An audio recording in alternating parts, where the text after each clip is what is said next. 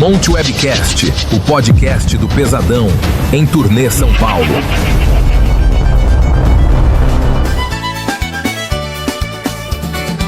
Ele deixou o grande rio e pegou a estrada. O maior folk cance itinerante do Brasil desce em solo paulista. Não é capital, é o interior e a grande São Paulo em evidência. Everson Montana botou o pé no caminho. Saindo do Rio ele não vem sozinho.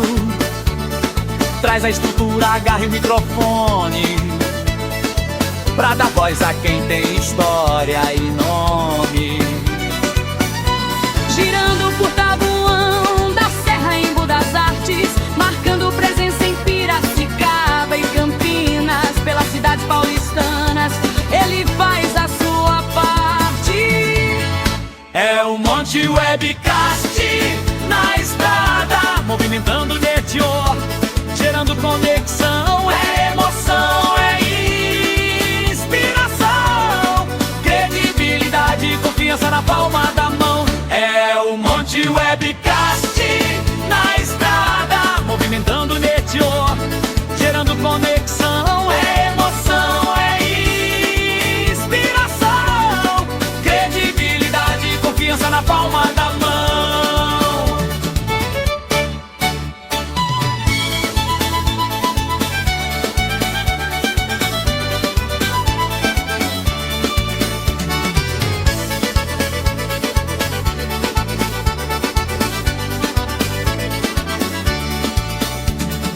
Everson Montana botou o pé no caminho. Saindo do Rio ele não vem sozinho. Traz a estrutura, agarre o microfone pra dar voz a quem tem história. Deus é o dono do lugar, quem fala é Everson Montana. Estou aqui na Casa do Lago, um local que a gente foi muito bem recebido. Fizemos um evento grandioso aqui e bateu saudade, a gente voltou. Um abraço aí a Kátia Granados, que nos recebeu com grande honra, e hoje eu estou com a oportunidade de trazer aqui o Dr. Gilmar Souza. Obrigado pela participação. Você veio até distante, deu mais ou menos uma hora de viagem para chegar aqui, e a gente hoje está podendo conversar sobre o meio jurídico. Queria apresentar ao senhor, que o senhor possa trazer um pouquinho desse conhecimento para os nossos espectadores. Boa tarde a todos, meu nome é Gilmar Souza, sou advogado e é um prazer estar aqui participando do podcast e contar um pouco da minha história, né?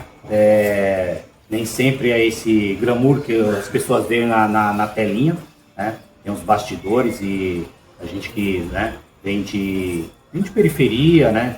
Conquistou ali aos poucos, né? Até chegar à carreira jurídica.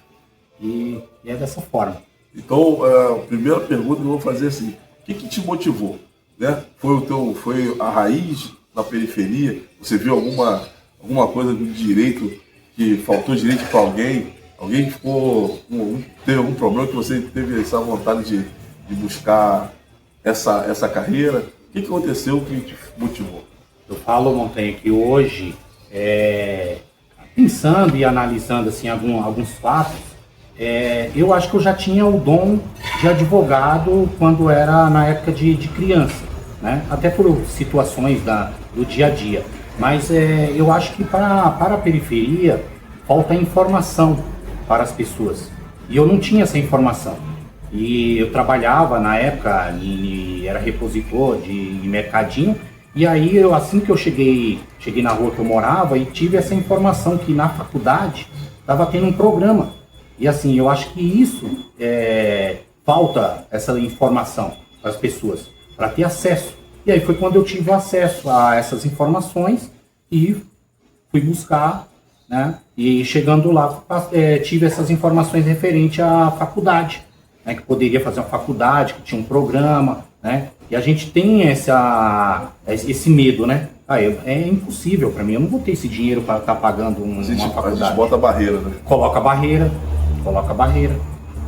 Sensacional. E assim, as expectativas, evidentemente a informação, você também foi inflamado, né, pelas informações novas, perspectivas. E aí, quando você chegou lá, viu que era diferente da realidade? Sim, diferente da realidade, mas quando você chega ao local, você encontra novas barreiras, né? Porque aí você encontra aquele mundo, né, você tem ali a oportunidade, mas ao mesmo tempo é colocado para você ali um contrato na sua frente, onde você tem que cumprir todas aquelas cláusulas para você ter o direito, né? Para você ter o direito a fazer a faculdade, né? Então tem toda essa questão. Não é fácil, né? Não é para qualquer um, né? Não é para qualquer um. E assim, qual que é a área de direito que mais te sensibiliza e hoje qual é que mais advoga? Hoje eu trabalho, né, o pessoal fala, eu não gosto muito dessa palavra, né, de genérico, né, mas eu atuo na área trabalhista, civil e previdenciário. Previdenciário, ele tem uma questão onde você traz para o cliente a dignidade, né? Não que as outras não tragam, mas o que acontece? Às vezes é uma pessoa que está vulnerável, né? A pessoa está vulnerável, não tem como buscar aquele direito, e aí procura o advogado. E aí, ao procurar o advogado entra com ação e traz aquele direito para aquela pessoa, e traz dignidade ao mesmo tempo, porque às vezes a pessoa não está recebendo valores nenhum, né? Não tem como sobreviver. E também, muitas vezes, não tem nem essa informação também. É um trabalho mais tanto social quanto profissional, né? Quanto profissional, sim, social e profissional, ao mesmo tempo. Sensacional. E na área trabalhista, tem quantos anos de carreira nessa área? Total, eu estou advogando, eu passei na OAB, uma época bem complicada, porque eu passei na OAB em 2019, no final de 2019, e quando foi para mim receber a carteira, veio a pandemia. Então a pandemia começou lá por mês 3 de 2020, eu vim receber a carteira da OAB mais ou menos meados do meio do ano. Mesmo assim, com toda essa questão, tudo fechado. Conta um pouquinho desse bastidor aí na pandemia, porque você imagina que tu devia ter uma expectativa, e ela, pela pandemia que fechou tudo, os próprios advogados tiveram que se reinventar, a advocacia no modo geral, né? O meio jurídico se reinventou, e foi aí teve as questões online, né? Como é que foi para você estar nesse mundo novo, com novidade até para quem já era ativo? Montanha, falar para você que é muito difícil, porque o que acontece? A gente vem de uma geração que a gente não tinha contato com o meio tecnológico, não tinha. E aí correr para aprender, entendeu? Aprender a mexer, aprender, sabe? Você ter situações ali, uma audiência online. Como que eu vou fazer? Né?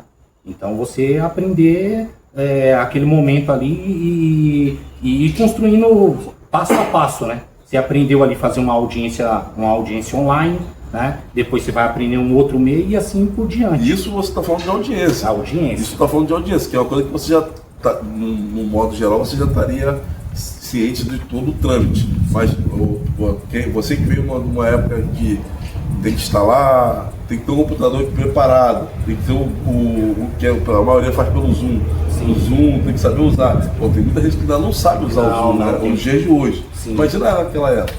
Bem complicado. Desde você sofrer, no começo na pandemia, desde você sofrer para você instalar todos os programas em um computador e você não poder ter ninguém para te auxiliando ou te ajudando. A pessoa pelo telefone, te passando os comandos e você tentando ali fazer, né, todos aqueles trâmites. E assim, passar por isso deve ter sido um aprendizado enorme, né? Sim. E trouxe vocês também uma grande experiência. Mas assim, então, você acha que esse período foi o mais difícil da tua carreira ou você acha que você tem outros períodos? Eu acho que a carreira, eu acho que para todas, mas posso falar assim da advocacia, eu acho que ela é uma carreira de altos e baixos. Eu posso falar por mim, né? Então o que acontece? Você tem o começo a gente não pode, né, falar que não é difícil, muito difícil o começo, porque quando a gente vem, de repente tem um familiar que já é advogado, né? Tem um escritório, pode te auxiliar em algo, mas quando você não vem, não tem familiar na área da advocacia, é uma situação complicada, porque você não tem esse auxílio. Tem o padrinho, né? Não tem um padrinho, e você não tem quem te auxilie. Eu ainda tive alguns colegas, né, que eu venho nessa época, eu trabalhava numa empresa de ônibus, então tinha vários colegas que já tinha, né, experimentado essa questão, né, de passar na OAB e começar a exercer a profissão e dar alguns toques para você, né? Você trabalha dessa forma, né? Porque a gente até não tinha esse contato com a OAB. Porque o que acontece? Nós estávamos no meio de uma pandemia, né? Até para você marcar um horário para ir buscar sua carteira lá, só podia ir um por vez. Então, bem complicado. Agora me fala essa questão aí, você falou que estava na carreira de rodoviária, né? Conta um pouquinho dessa era. Urbano. Como é que foi isso aí? Então, eu comecei na empresa de ônibus como cobrador, né? Comecei como cobrador e foi bem na época que eu comecei a faculdade, né? Comecei a faculdade e logo em seguida passei para motorista de ônibus. Por quanto tempo na profissão? Na profissão lá entre cobrador e motorista em torno de uns 6 anos, 6 a 7 anos. A carreira dele, desculpa perguntar quantos anos você tem? Eu tô com 47. Pô, mesmo idade que eu, cara. Olha só que coisa louca, né? Ele foi para a área da advocacia, eu tô com jornalismo. Mas comigo aconteceu a mesma coisa, entrei como cobrador, mas eu já tinha carteira, aí fiz só aqueles trâmites lá para ser motorista, passei a ser motorista, e na terceira empresa eu já descobri que aquilo ali não era para mim, embora eu gostasse, descobri que aquilo não era para mim, e aí eu comecei a buscar informação, e aí eu busquei a informação no curso de jornalismo, ganhei uma bolsa de 50%, e aí comecei. Aí mesmo assim, era difícil para mim sair da área, porque eu começar uma profissão de jornalismo, você trocar na época um salário de 2.500 com um salário inicial de 1.500, é uma defasagem de R$1.000. Mas em 2017, eu fiz um vídeo que viralizou, reclamando da empresa. O vídeo foi parado dentro do Sindicato de Rodoviários, e lá eles me deram a primeira oportunidade, lá eu estou até hoje lá. E lá eu me desenvolvi como jornalista e me trouxe nessa trajetória que eu estou tocando essa ideia contigo. E assim, coincidência, a gente não tinha conversado antes, não nos conhecíamos, e assim, já tem essa afinidade, né, de mais ou menos, mesmo buscando trajetória diferente na nossa carreira, né. Acho que assim, parabéns aí pela tua história, porque as pessoas hoje, a gente tem lutado numa era comodista, né? Sim. Então, o pessoal hoje não quer nem trabalhar para poder não acordar cedo e tal. E você imagina você trabalhar numa profissão que é difícil, não é fácil o direito, né? Você tem muitas matérias que tem que fazer, e trabalhando como motorista não é fácil. Então, eu te desejo, parabéns, parabenizo por isso. Agora, nos bastidores da profissão, o que a pessoa que está assistindo a gente não enxerga nesse meio? O que você pode falar pra gente que você está falando disso, que acha que é glamour e tal, o que a gente não consegue enxergar vendo um advogado? Eu acredito que é muita luta, porque não é só aquele glamour da rede social, né? Então tem todo o dia a dia, desde você ir para uma audiência, ter todas as dificuldades, todas as lutas, né? Muitas vezes, não é só o direito do cliente que está sendo violado, muitas vezes o direito até do próprio advogado, né, que é violado. Então você tem que, ao mesmo tempo, advogar para o cliente e, ao mesmo tempo, advogar até para você mesmo, entendeu? Para poder defender os seus direitos, de repente, numa audiência, em qualquer situação que venha a ocorrer. Então você tem que fazer essa intervenção. E nesses bastidores aí, houve algum momento que pensou em desistir? Nem a gente conversou a respeito de altos e baixos. Tem em toda a carreira, hoje eu estou completando isso em torno de seus 6 anos, né? Acredito, de 2020 para cá, então tem altos e baixos. Assim, tem aquele momento, não é o momento de desistir da carreira jurídica, mas tem um momento de que você pensa, às vezes, de partir para o concurso público, né? Porque a área da advocacia, ela te traz vários, né, um leque de profissões que você pode exercer. Você pode continuar a estudar e pode chegar à magistratura, pode chegar a ser um delegado, pode chegar a ser um defensor público. Então, esse é um conselho que eu dou, né, para a pessoa que não tem esse conhecimento, que te abre um leque, né, de oportunidades. E nesses altos e baixos, você chegou a imaginar assim, pô, esse aqui é o caminho, depois que você teve algum revés, ó, eu tô aqui nesse caminho, por esse caminho que eu tô pisando certo, tô indo no caminho certo. Você tem esse discernimento? Sim, a gente somos o primeiro que temos que acreditar na pessoa, né? Na capacidade individual. Então, assim, o que demonstra muitas vezes é aquela questão, até eu vinha conversando com a minha filha no carro, que aquele 1%, né? Que a gente melhora a cada dia, mas parece para a gente que não está sendo uma melhora, porque é pouco. Mas o que vale para o dia a dia e para a nossa vida é que cada dia a gente está dando um passo, né? Mesmo sendo 1%, mas está dando um passo e está crescendo, né? Então isso é a parte que eu acredito que é a parte mais importante. E assim, no trato com o cliente, no modo geral, né? Na nova captação do cliente e tal, como é que você consegue equilibrar o lado técnico e o lado humano? De acordo com que você acabou de falar da questão previdenciária, né? Tem muito lado humano, mas como é que na prática você consegue equilibrar essa balança? Essa questão, eu tomei algumas decisões na vida, na área jurídica, desde quando eu passei por escritório de advocacia, né? Então tinha meu escritório, e aí com o tempo eu fui verificando que isso de repente não era para mim, né? Porque eu tinha os meus clientes, ele vem através das redes sociais, através do meu contato, né? Que eu sempre tive uma boa conectividade com todo mundo. Então o meu cliente, ele vem através de indicação, através da rede social. E aí, essa questão que você me pergunta, a gente tem que ter um cuidado, porque às vezes o cliente ele chega para o advogado e fala, eu quero entrar com essa ação, e aí você acaba até aconselhando ele, porque às vezes nem sempre é uma questão de ação.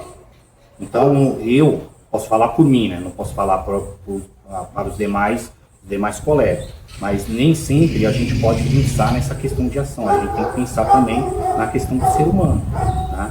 Então, aconselhar, de repente não é uma questão de entrar com ação, né? Aquilo lá pode até prejudicar algo a mais. É o caso de você dar uma assessoria ali, sim, né? Que ele pode dar um passo melhor, né? Até na situação, por exemplo, trabalhista que você faz. Por exemplo, tem alguns casos que as pessoas se aborrecem no trabalho, aí vai botar na justiça e fecha uma porta.